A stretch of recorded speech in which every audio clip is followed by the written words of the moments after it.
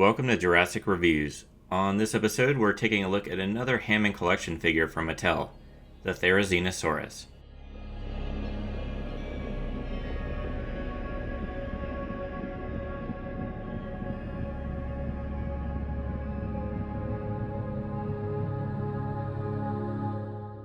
Before we begin, if you enjoyed these videos, be sure to like and subscribe. Here's a look at the packaging.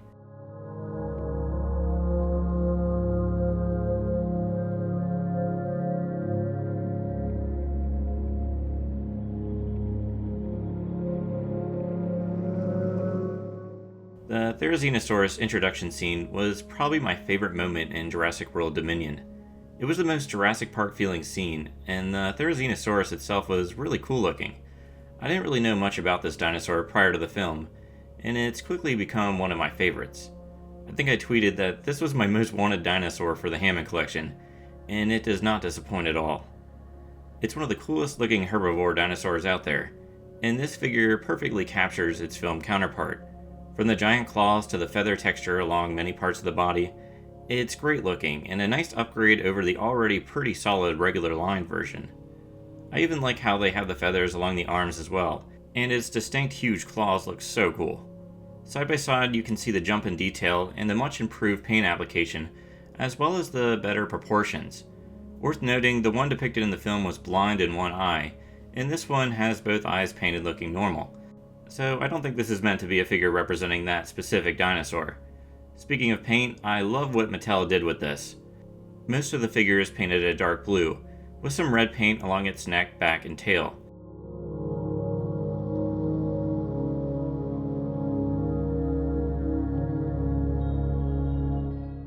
There is also a grayish paint along its neck, belly, and tail, as well as on its legs. The toenails and large claws are painted black. A nice detail is that there's also some more gray paint on the claws, giving it this worn look to it. Looking at the head, the eyes are painted yellow with black pupils. They use the glass eyes like other Mattel figures in this line. There's also a lighter blue here that really makes this figure pop. It's really well done. On the jaw and around the mouth it's painted a tan color. Inside the mouth you'll find white teeth and a pink painted tongue and gums.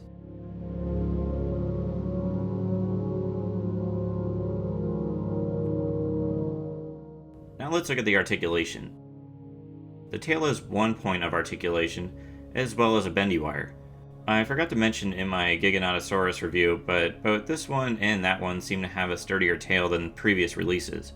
The legs have 4 points of articulation.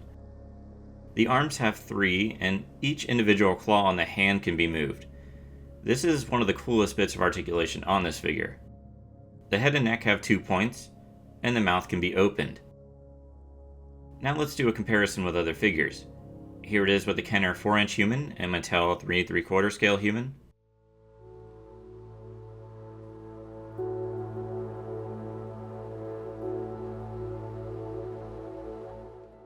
Here it is with the Dilophosaurus.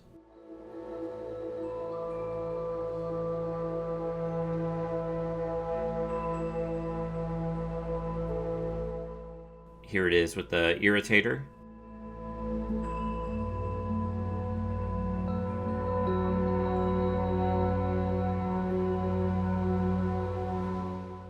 Here it is with the Carnotaurus.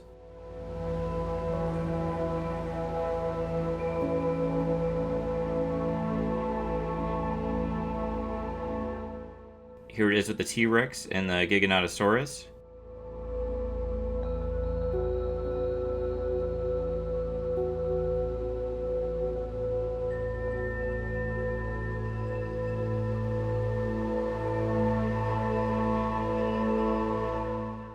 And finally, here it is with the Brachiosaurus.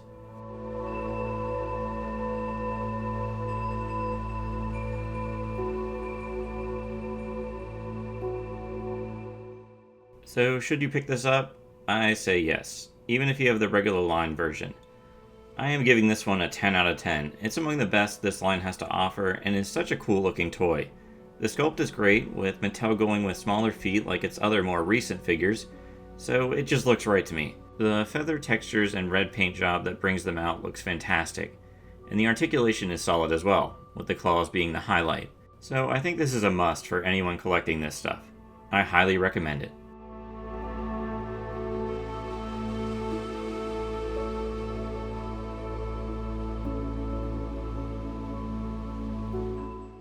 And that does it for the Mattel Hammond Collection Therizinosaurus. Thanks for watching and see you next time.